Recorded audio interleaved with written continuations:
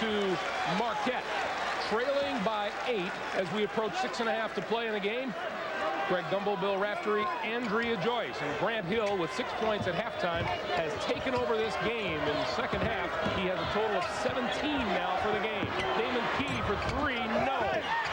And Lang with the rebound.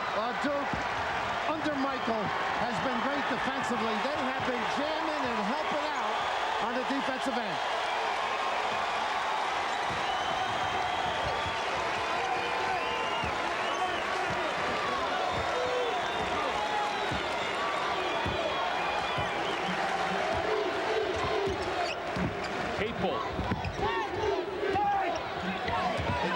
Staggered screen. Hill with the shot clock at 4. Looking for a shot. Snakes inside and got it. The kiss. What else? Calvin Hill applauds son Grant, who has 19 for the game. Grant avoids tacklers better than his father or defenders. The save by Logterman. Miller. Three-pointer. Tony Miller nails the 3, and it's 50 to 43. And they may be a little fatigued. They have not gotten after Duke defensively. They've been resting a little bit in the zone. They got to make something happen with this stop. Little milk time and rest. Mike Krzyzewski tells Tony Lang he wants a pick at the top of the key. Well, just look. I mean, Key or Miller have them. He can go by both. Or elevate above both. Catskill elevates for the rebound.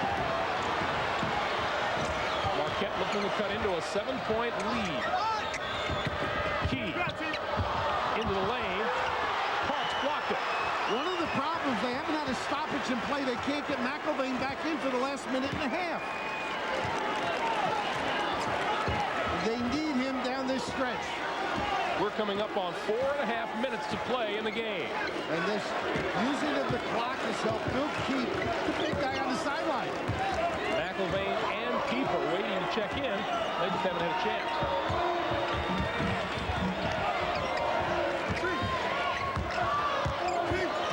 Lang to the baseline. Missed everything. McCaskill with his second straight rebound. Nice job by Lang on Key. Look at Parks sniffing around. Great job. Parks laid back, timed it right, tapped it away. Parks and Grant Hill, the two that have come up big for Duke here in the second half. The problem for Marquette is they come down. You can identify where they are in the box. Therefore, Duke's defense gets set. It's prepared. You've got to flash, reverse the ball, make them move a little bit. Shot clock now under 10. Nice look. And McCaskill with the block. But another beautiful setup by Grant Hill. Eford for 3. Got it. 50 to 46. Marquette within 4. 3:16 to play.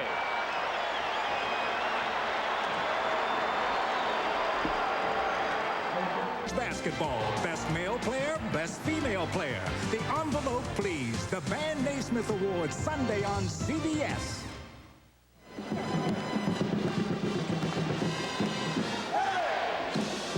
Three minutes, 16 seconds to play in the game. Duke 50, Marquette 46.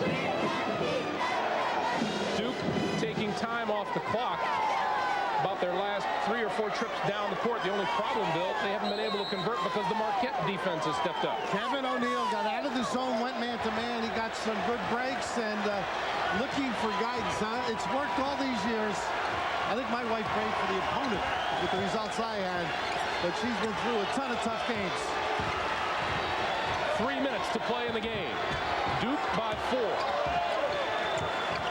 Capel, Collins, Parks, Lang, and Grant Hill with the ball across the lane. The feed underneath for Lang. And that won't count as a travel.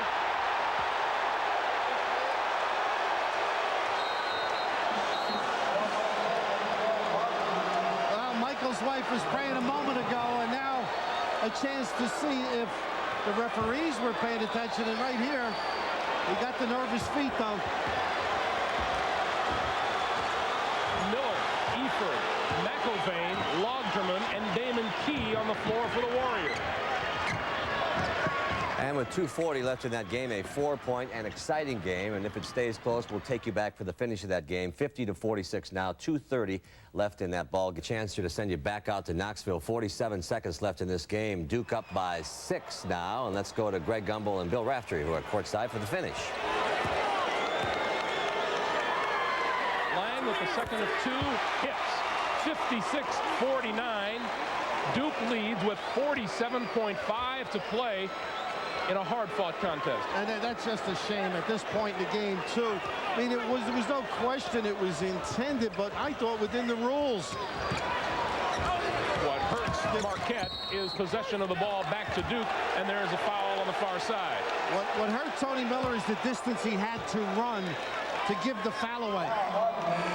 Logterman's first, and Amal McCaskill now checking in for McIlvain.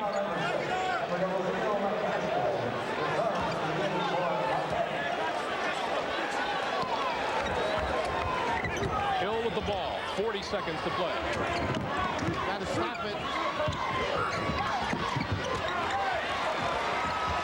And now they're running all over. They're in deep trouble. Look, they've got the corners covered and everybody running and doubling.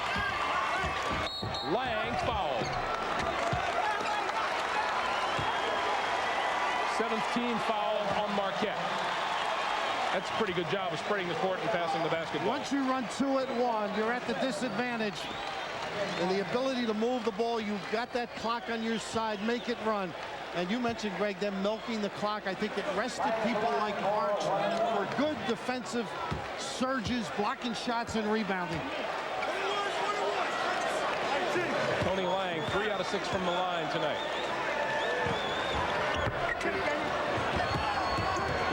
Miller fouled in the backcourt by Capel.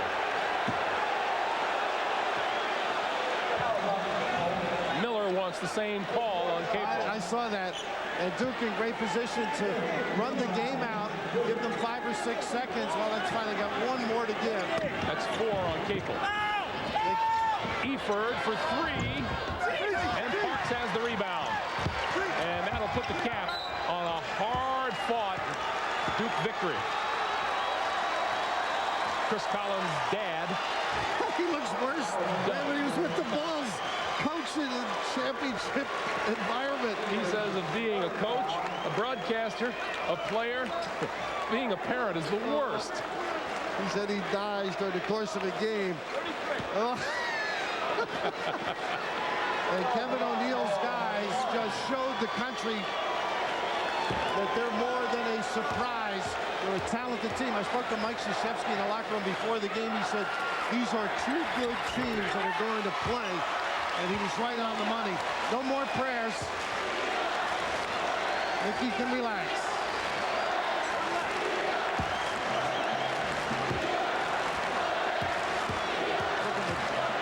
Magnificent performance by Grant Hill to put away Marquette. And Parks comes down with the rebound and draws the foul. 11 seconds left, and with this game apparently in Duke's favor, 57-49, going to send you